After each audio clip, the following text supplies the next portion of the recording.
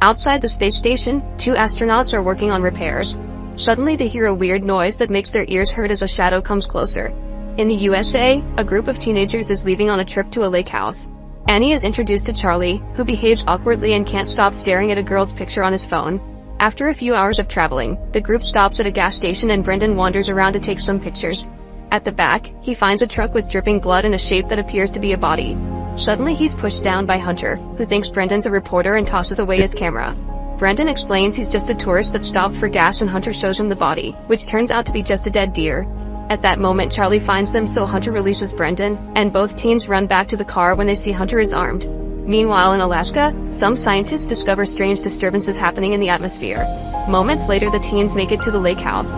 While Rob and Kara have some dirty time alone in the house, the others take a walk to admire the forest. Brendan also installs a motion sensor on a tree to be safe against bears. The trio then wanders around and they find a house hidden in the woods. Annie convinces them to go inside because she thinks it's abandoned, but the fresh pelts hanging outside indicate it isn't. Inside the house they find a bunch of stuffed animals and a functioning Doppler radar. Under a dusty sheet, Annie finds a military radio, only to start coughing when the dust triggers her asthma. Thankfully she has her inhaler and quickly recovers. Then Brendan discovers some pictures on the wall that reveal the house belongs to Hunter, who used to be in the military and even worked as an astronaut. At that moment Hunter comes back in his truck, so the teens run to hide in another room. The back door turns out to be locked, so they very carefully sneak out through the window. Hunter comes inside and sees the dusty sheet has been moved, but by the time he checks the other room the teens are already gone. He still gets in his truck and tries going after them, however he finds the path blocked by a tree.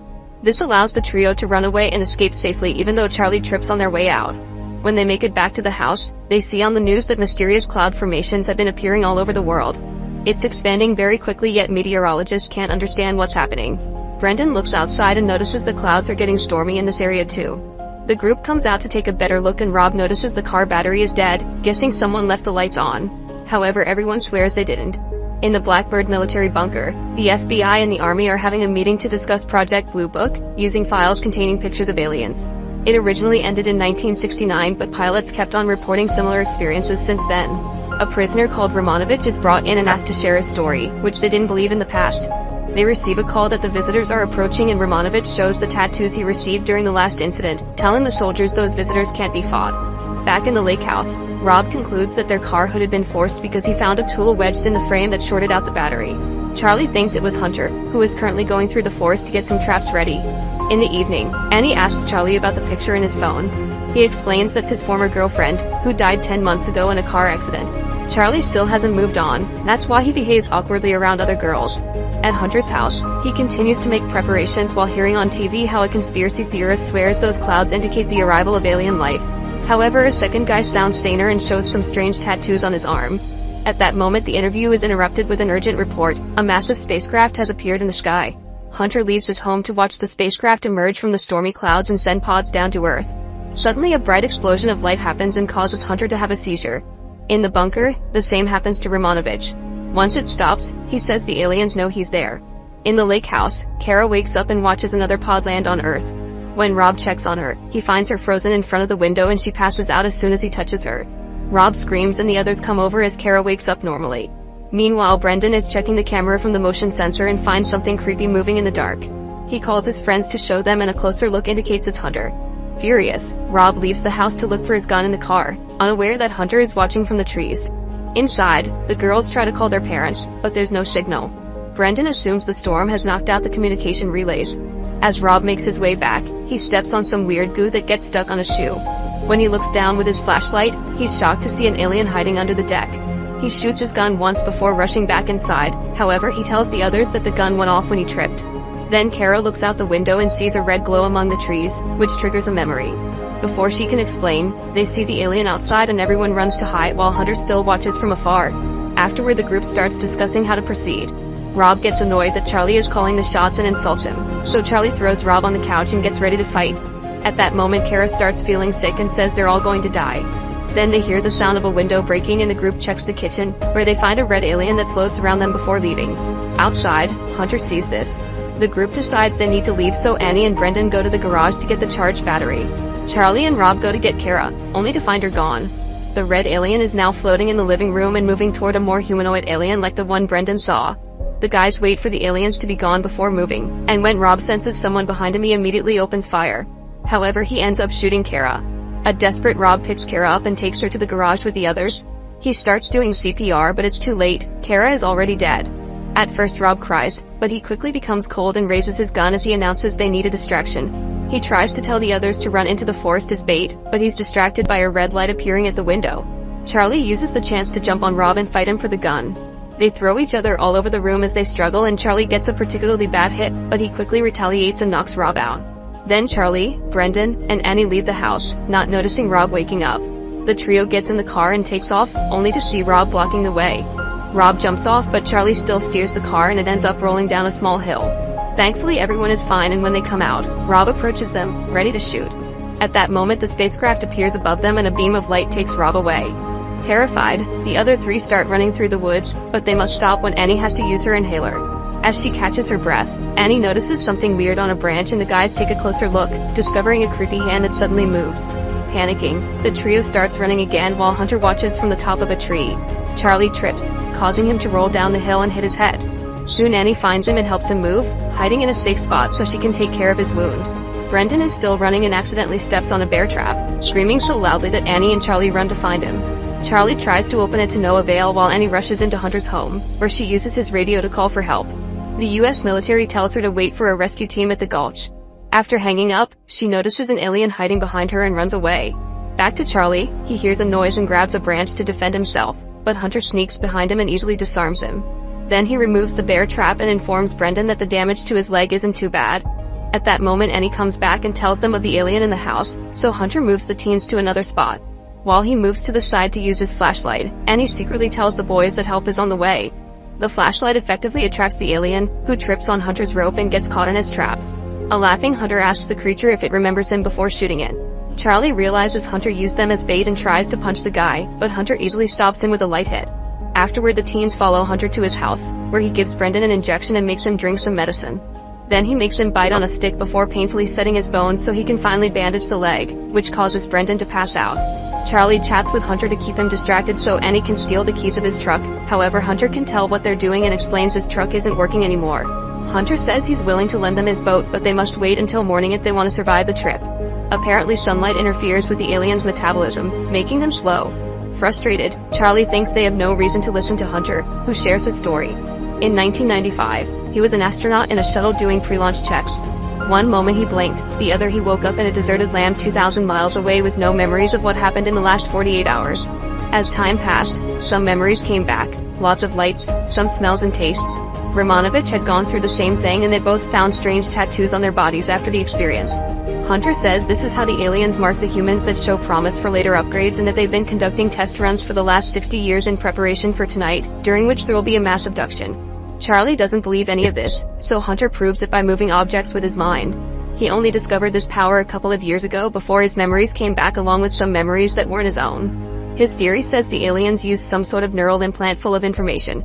Now he knows everything about the aliens, including the fact humans only evolved from unicellular organism thanks to the aliens' intervention. These creatures use humans to experiment on the same way humans use lab rats. Hunter did try to warn the authorities about tonight, but they said he was crazy, so he's determined to hunt down the aliens himself for revenge. Afterward, Hunter goes out to prepare more traps. Annie tries to comfort Charlie, who shares the story of how his girlfriend died. That night he had been driving and fell asleep on the wheel, causing the accident. When he woke up he tried to get the girl out of the car, but it was too late. The chat is interrupted by Hunter, who comes back dragging the body of the dead alien.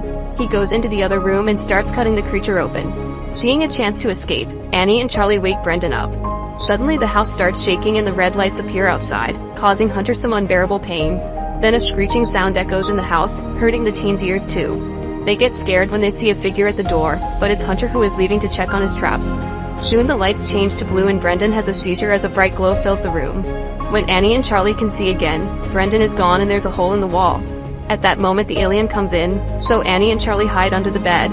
While the alien looks around, Charlie notices a loose plank and breaks it, allowing the duo to escape the building right before the alien lifts the mattress. Then Hunter fires at his house until the creature runs away.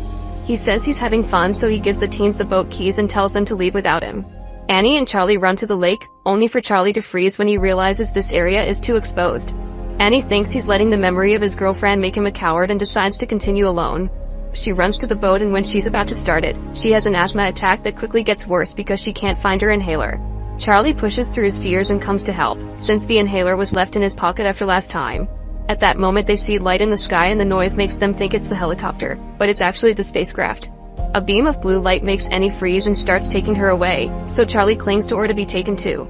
Moments later, Charlie wakes up inside a strange pool. He breaks the tissue on the wall and looks out to discover hundreds of pools with people that are being watched over by the floating red aliens. Then he breaks the tissue on the opposite wall and discovers a tunnel, so he crawls through it to reach the another area.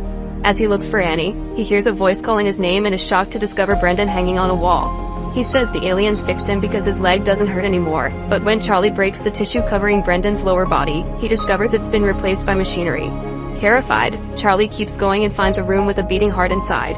Further in the back, there's another room with 2 tubs containing Kara and Rob, who are also missing their lower bodies. Rob suddenly wakes up and grabs Charlie's arm to stop him from leaving, but Charlie struggles against his grasp and forces him to release him by breaking the pipes connected to the tub. Hearing Annie calling for him, Charlie keeps on searching and eventually finds her in a tub too. Her body is still complete, so Charlie picks her up to save her and falls, revealing some wires connected to a weird skin shape on her back. Disconnecting her has also knocked her out. At that moment the aliens find Rob's broken pipes and come looking for him, using Rob's voice to call his name. Charlie finds a knife and hides in the tub, so when the alien comes closer, he bursts out to stab it. However, the creature is unbothered and grabs Charlie's face to push him underwater. Moments later, Charlie wakes up connected to an alien machine. As the aliens start experimenting on him, he has a vision of him in the tub and his dead girlfriend appearing next to him. She asks him to let her go so he can start over, and Charlie agrees. At the same time the aliens drill into his brain. The next time Charlie wakes up, he's back on the forest in the morning. Since he's naked, he immediately notices his body now has tattoos like Hunter's. His clothes are neatly folded next to him. Nearby, Annie wakes up as well, also with tattoos and clothes waiting, but her inhaler isn't needed anymore. Charlie and Annie soon reunite and neither of them remembers what happened last night, but they kiss anyway. Afterward they return to the house, where they find Brendan and Rob retrieving the car. In just a few seconds, a perfectly alive Kara joins them too. Meanwhile the US military watches the footage of the spacecraft taken by their pilots on patrol. It seems the aliens are leaving, and Romanovich smiles because he knew it would happen. At his house, Hunter admires the alien body, which he has hung on the wall like another stuffed animal. The news say 20,000 people disappeared and came back overnight, so the military are putting them in quarantine. Later that day the teens get on the car to go home, and Rob shocks everyone by predicting the texts that would arrive to their phones. At that moment they find the road blocked by soldiers and cops, who immediately see their tattoos and make them leave the vehicle. Then the men discuss what to do, and Annie can hear them talking about killing them even though they're whispering. Suddenly the soldier turns around and quickly shoots Rob and Kara. When he aims at Brendan, he only hits him in the leg, while a cop uses the chance to shoot Annie. Furious, Charlie activates his new power and calls the gun to his hand, opening fire on the men blocking the road. At the same time Hunter helps him from the trees. Brendan also activates his new ability and simply disappears. Charlie shoots the soldier approaching Annie, who is still alive. A cop grabs him from behind and Charlie throws him to the ground, breaking his neck. Afterward Charlie and Hunter share a nod before Hunter leaves. Brendan appears nearby and Annie and Charlie leave with him through the woods. After they're gone, Kara's wound heals itself and she wakes up. Then Kara touches Rob to heal him too. In the forest, the trio notices another storm coming. Make sure to subscribe and turn on notifications so you can watch more videos like this. Thanks for watching.